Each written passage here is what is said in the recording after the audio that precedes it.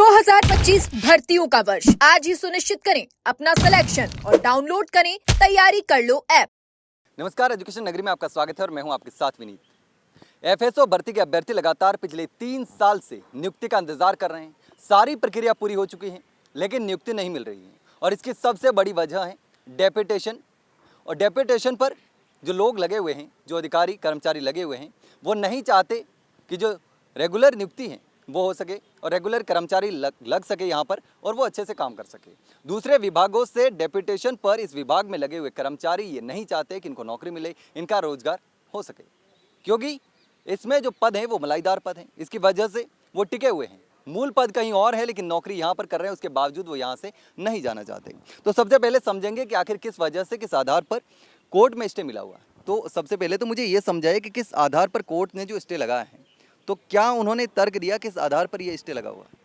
Hello sir, मेरा नाम doctor Sanjay Chaudhary है और मैं खुद बहुत ही प्रेस्टिजियस कॉलेजों से पढ़ा हुआ हूँ। मैंने एमटेक, पीएचडी, पोस्ट डॉक तक भी कर रखा है और मैंने 2019, 2022 दोनों एग्ज़ाम क्वालिफाई किए हैं और मैं अभी तक इसके लिए स्ट्रगल कर रहा हूँ कि मुझे जॉइनिंग कब मिलेगी।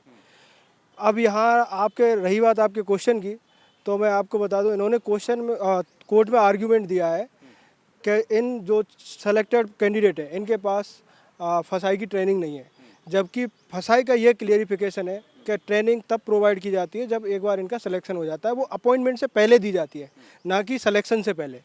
तो और दूसरा उन्होंने जो गलत तथ्य कोर्ट में पेश किया है वो है कि ये ट्रेनिंग अवेलेबल है मार्केट में, जबकि जब लास्ट हियरिंग हो रही थी तो सीजे साहब ने पूछा कि कौन कौन से इंस्टीट्यूट हैं जो ओपनली अवेलेबल हैं ट्रेनिंग के लिए, हमें बताओ। तो उसका लिस्ट देने में वो नाकाम रहे और उसके बाद खुद माननीय कोर्ट ने यहाँ तक बोला, सीजे साहब ने यहाँ तक बोला कि आप उनके आर्टिकल 14 का वायलेशन कर रहे हो, फंडामेंटल राइट का वायलेशन कर सकते, क्योंकि आपको ट्रेनिंग मिल गई इसका मतलब ये नहीं कि बाकी लोग जीवन पर्यंत इस भर्ती को पूरा ही नहीं हो पाएगा।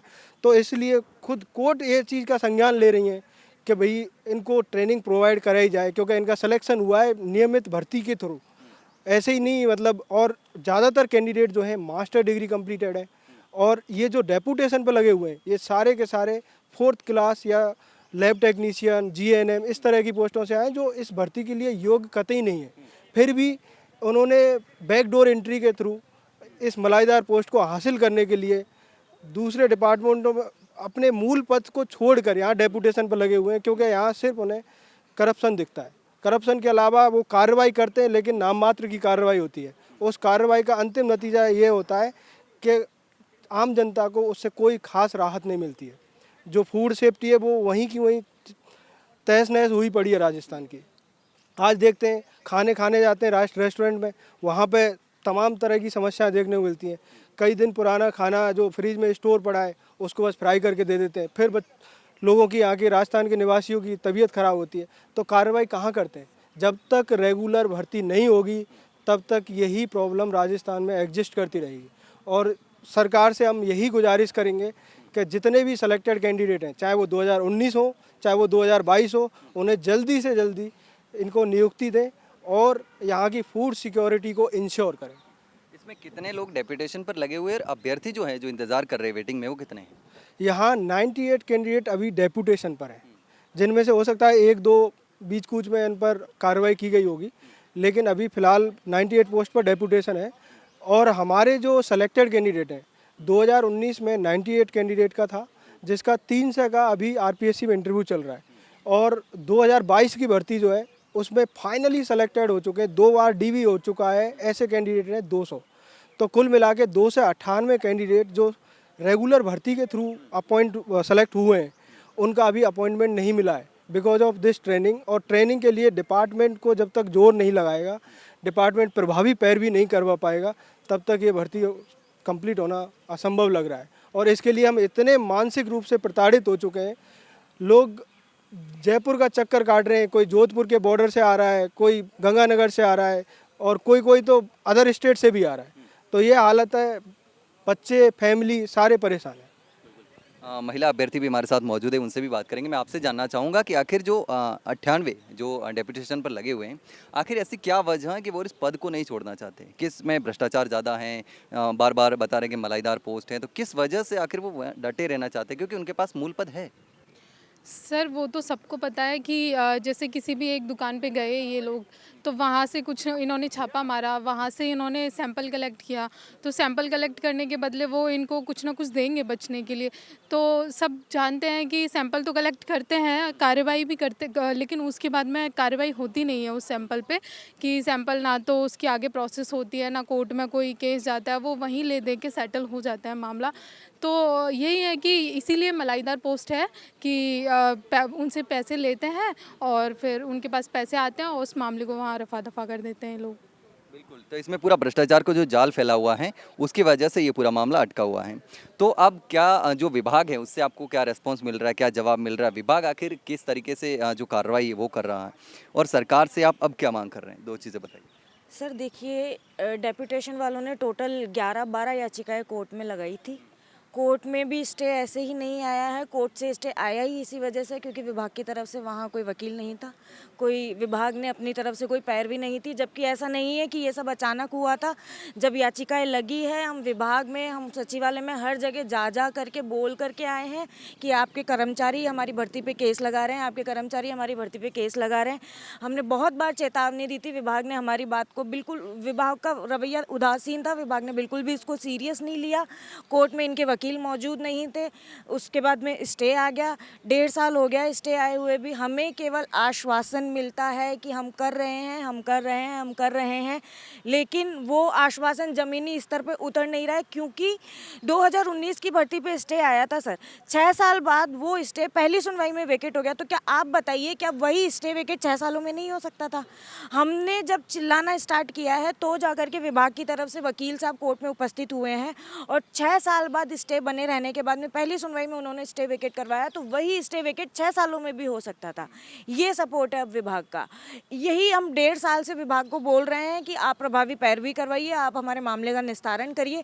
हमें केवल आश्वासन मिलता है कि हम कर रहे हैं, हम कर रहे हैं। आप हमें बताओ हम क्या करें सर? हम कैसे बताएंगे हम क्या करें?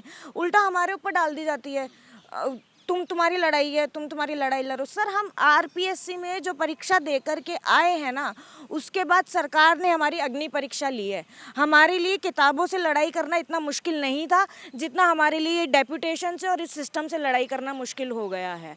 तो विभाग आश्वासन दे रहा है, विभाग के आश्वासन का हमें कोई एक फल नहीं मिल रहा है। वो आश्वासन हमें 1.5 साल से मिले ही जा रहा है। विभाग की तरफ से लापरवाही जो है वो सामने आ रही है कि विभाग पूरी तरीके से कोशिश नहीं कर रहा। आप भी इस भर्ती के कैंडिडेट हैं, तो ये चीज़ समझिए कि विभाग आखिर इतना इसमें ढिलाई क्यों बरत रहा है? क्या कि विभाग और डेपुटेशन पर जो कर्मचारी लगे हैं उनका कहीं ना कहीं मिली भगत है, जिसकी वजह से इन अभ्यर्थियों को नियुक्ति पर नहीं आने दिया जा रहा? जी सर, मेरा नाम प्रवीण है। जब मैं इस भर्ती में सिलेक्ट हुआ, इससे पहले कृषि विभाग में नौकरी करता था। जैसे सिलेक्शन हुआ तो 10 जुलाई से इसका ऐसा लगा कि ट्रेनिंग पे भेजने का आदेश आ गया था, तो मैं मेरी वहाँ से नौकरी छोड़ के आ गया। मैं पिछले 1.5 साल से बिना नौकरी के घूम रहा हूँ सर। मानसिक रूप से पूरी तरह प्रताड़ित हो चुका हूँ। घर वाले, फैमिली, पूरा परिवार मेरा अस्थिर हो चुका है। मैंने बात डिपार्टमेंट के अधिकारियों की और डिप्यूटेशन वालों के मिलने की, तो साहब इस चीज़ को नज़रअंदाज नहीं किया जा सकता कि दोनों मिली भगत नहीं है। यदि मिली भगत नहीं होती तो अब तक स्टे रहता है क्या 1.5 साल से? स्टे लगाने वाले कौन है? विभाग के अधिकारी हैं। जब विभाग इस विभाग के अधिकारियों को नहीं संभाल पा रहा तो फिर राजस्थान की खाद्य सुरक्षा कहाँ से संभाल पाएगा? ये मेरा सबसे बड़ा सवाल है सर। तो आप नौकरी अपनी छोड़ दी, कृषि विभाग में आपकी नौकरी थी, नौकरी छोड़ के कितने समय से आप मतलब खाली घूम रहे हैं कि अब कोई काम नहीं है, उम्मीदें थी वो टूट चुकी हैं? सर 1.5 साल हो गए मेरे को, मैं मानसिक रूप से प्रताड़ित हो चुका हूँ। 1.5 साल हो गए नौकरी छोड़े हुए। जैसे मेरे को ये फाइनल लिस्ट आई डिपार्टमेंट में अनुशंसा हुई, मैंने मेरी वहाँ से नौकरी से रिजाइन कर दिया कि अब तो मैं खाद्य सुरक्षा अधिकारी बन गया हूँ, अब उस नौकरी को क्यों करूँगा। मैंने उसी समय उसमें रिजाइन दे दिया, लेकिन मुझे नहीं पता था कि आज मेरी ये सिचुएशन हो जाएगी, मुझे दर दर भटकना पड़ेगा। तो विभाग की ये कहे कि लापरवाही और एक भ्रष्टाचार का जो जाल फैला हुआ है उसकी वजह से ये भुगतना पड़ रहा है। बिल्कुल सर, पूरी विभाग की लापरवाही है और मैं तो कहूँगा पूरा विभाग ही भ्रष्टाचार में लिप्त हो रखा है सर। जब भ्रष्टाचार में विभाग ही लिप्त है तो 8 करोड़ जनता के स्वास्थ्य का आप कैसे ध्यान रख पाओगे? मेरा सरकार से ये सवाल है। जब विभाग के अधिकारी ही, मतलब विभाग के जो सर्व हैं, जो कमिश्नर साहब हैं, एसीएस मैडम हैं, वो जो विभाग के जो अधिकारी जो बार बार भर्ती पे स्टे ला रही हैं उन्हीं को नहीं रोक पा रहे हैं, तो आप क्या उम्मीद लगाओगे 8 करोड़ जनता के जो स्वास्थ्य के साथ जो खिलवाड़ कर रहे हैं, जो मिलावट करके, उनको रोक पाओगे आप? मिलावट खोरों के जो हौसले हैं वो बुलंद होते जा रहे हैं। आपने देखा होगा कि कितनी जो जिस तरीके से किरोड़ीलाल मीणा भी लगातार छापेमारी कर रहे हैं, वो भी मिलावट का ही मामला है। तो आपका क्या नाम है, आप मुझे बताइए कि किस तरीके से ये मामले में अभी ये जो विभाग की तरफ से भी लापरवाही बरती गई, अभ्यर्थी परेशान हो रहे हैं, नौकरी छोड़ करके आ गए। आपकी भी पहले कहीं नौकरी थी? मैं सर, मेरा नाम बीकेश कुमार मीना, मैंने राजस्थान विश्वविद्यालय से अपनी एमएससी डिग्री ग्रहण की थी। मेरा सर दीनदयाल उपाध्याय विश्वविद्यालय और राजस्थान विश्वविद्यालय दोनों में ही पीएचडी में सिलेक्शन हो गया था जून 2024 में। लेकिन जैसे ही मेरा यहाँ फाइनल सिलेक्शन हो गया था तो मैंने सोचा कि 1-2 महीने बाद हमें नियुक्ति मिल जाएगी, तो मैंने अपना पीएचडी का सिलेक्शन नहीं लिया। लेकिन आज मैं पूरी तरह इतना प्रताड़ित हो चुका हूँ कि एक साल से ज़्यादा हो चुका है, और मैं बिल्कुल ग्रामीण देहात क्षेत्र से आता हूँ सर। और मेरे जो माता पिता है बिल्कुल खेतिहर मजदूर है, वो पूरी तरह से प्रताड़ित, पूरी तरीके से मानसिक रूप से यानी प्रताड़ित, और मैं भी हूँ। मैं उनको समझा भी नहीं पाता कि मैं 25 साल मेहनत करके अपनी एमएससी डिग्री ग्रहण की और अपने टाइम का मैं होनहार विद्यार्थी था। लेकिन उसके चक्कर में मैं किसी भी अन्य प्रतियोगी परीक्षाओं की भी ठीक तरीके से तैयारी नहीं कर पा रहा हूँ, और पूरी तरीके से मैं यानी दुखी हो चुका हूँ कि मेरे को ये लगता है कि मैंने इस भर्ती में यानी सिलेक्शन लेके अपने जीवन की बड़ी गलती कर दी। इसके चक्कर में मैं अन्य भर्ती की भी तैयारी नहीं कर पाया हूँ सर। और ये देखो सर, इससे अजीब क्या ये एकमात्र प्रदेश का एक अजीब मामला होगा कि जिस भर्ती में फाइनल सिलेक्शन के बाद भी 1 साल नियुक्ति के लिए हो चुकी है, और इस भर्ती को अटकाया किन लोगों ने है, जिनका हम चयनित अभ्यर्थियों से या इस भर्ती से कोई रिलेशन नहीं था, क्योंकि वो ना तो इस भर्ती के अभ्यर्थी है, ना ही इस भर्ती से रिलेटेड उनका कोई भी हित है। वो यानी सरकार ने केवल अपने कार्यभार के लिए प्रतिनियुक्ति पर लगाए थे कि जब तक आरपीएससी से चयनित अभ्यर्थी या खास सुरक्षा अधिकारी प्रदेश को नहीं मिलेंगे तब तक इनको प्रतिनियुक्ति पर लगाया जाए। लेकिन इस भर्ती में गलत मंशा के कारण वो इस पद पर बैठा रहना चाहते हैं। और सबसे बड़ी अजीब बात है सर, जिस भर्ती की योग्यता MSc chemistry, oil technology, MBBS, veterinary degree और जैसी है, लेकिन उस पद पर लैब टेक्नीशियन, रेडियोग्राफर और फार्मासिस्ट जैसे डिप्लोमाधारी लोगों को लगाया गया। ये वही मामला हो गया सर, जिस तरीके से एक बीएसटीसी डिप्लोमाधारी तृतीय श्रेणी अध्यापक के द्वारा फिजिक्स केमिस्ट्री गणित जैसी विषयों को पढ़ाया जाए। अब मैं इस प्रदेश की जनता को और माननीय मुख्यमंत्री जी से और उससे ये कहना चाहूँगा, क्या एक तृतीय श्रेणी अध्यापक यानी भौतिक विज्ञान, रसायन विज्ञान और मैथमेटिक्स पढ़ा सकता है? और मैं ये भी बताना चाहूँगा सर, जिस तरीके से क्या एक दंत चिकित्सक, ये एक ऐसा मामला है जैसे एक दंत चिकित्सक क्या सर्जरी कर सकता है? और इसका जवाब नहीं कर सकते।